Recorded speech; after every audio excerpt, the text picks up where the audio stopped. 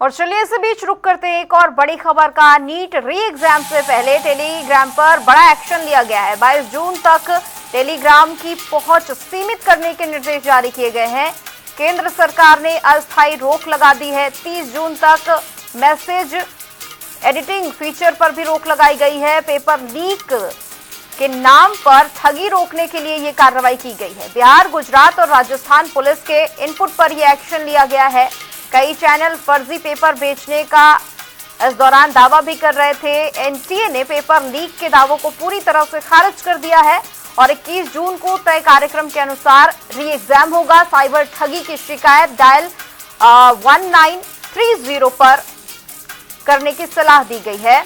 तो ये बड़ी जानकारी बता दें आपको, एग्जाम को लेकर तमाम तरह की जो बातें सामने आ रही थी उसका लगातार क्लियरिफिकेशन दिया जा रहा है और इसके साथ ही केंद्र सरकार ने अस्थायी टेलीग्राम पर रोक लगा दी है। 30 जून तक मैसेज एडिटिंग फीचर पर रोक लगाई गई है। पेपर लीक के नाम के लिए लगातार ठगी पर जो तमाम खबरें सामने आ रही थी उस पर कार्रवाई की जा रही है। स्पर्श लगातार हमारे साथ जुड़े हुए हैं। स्पर्श, क्या कुछ जानकारी, बड़ा एक्शन लिया गया है?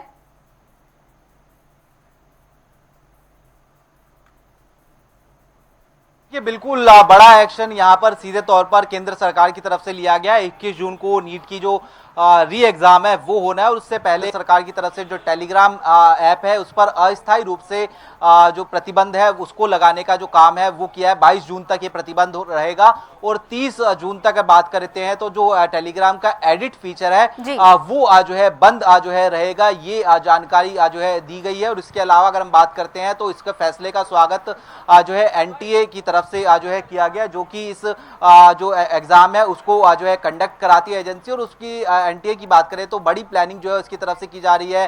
पेपर लीक ना हो इसको लेकर तमाम जो तैयारियां हैं वो की गई है, चाहे वो एयरफोर्स की मदद लेने की बात हो या फिर जिस तरीके से जो है अलग अलग राज्यों की जो पुलिस है उसको भी अलर्ट पर रखने का जो काम है वो सीधे तौर पर जो है किया गया। और उसके साथ साथ अगर हम बात करते हैं तो कोई भी अगर इस तरीके की शिकायत आती है कि पेपर लीक जैसी घटना या फिर स्टूडेंट को लगता है कि अलग अलग प्लेटफॉर्म पर पेपर लीक हो रहा है तो उसको लेकर बकायदा एक जो नंबर है, हेल्पलाइन नंबर, वो भी जारी किया गया है। और जो साइबर पोर्टल है उस पर भी जाकर जो स्टूडेंट है वो जो है शिकायत कर सकते हैं। ये फिलहाल जो है एनटीए की तरफ से भी जानकारी जो है दी गई है। तो फिलहाल तमाम तरीके से प्रयास किए जा रहे हैं कि पेपर लीक जैसी घटनाएं और स्टूडेंट्स को सहूलियत मिले, इसलिए जो है एक एक्स्ट्रा टाइम देने की बात जो है वो भी एनटीए की तरफ से लगभग 15 मिनट का जो है तमाम स्टूडेंट्स को जो है कहा गया है। लेकिन फिलहाल बड़ी जानकारी है कि पेपर लीक को लेकर जिस तरीके से टेलीग्राम ऐप का इस्तेमाल होने की खबर निकलकर सामने आई थी उस पर एहतियातन कदम उठाते हुए केंद्र सरकार ने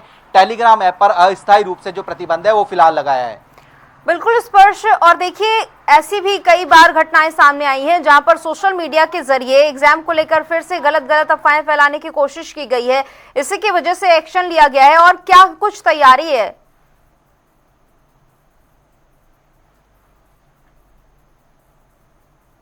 देखिए, तैयारियों की दृष्टि से बात करें तो एनटीए लगातार इस पेपर को जो है सफल बनाने के लिए तैयारी जो है कर रहा है।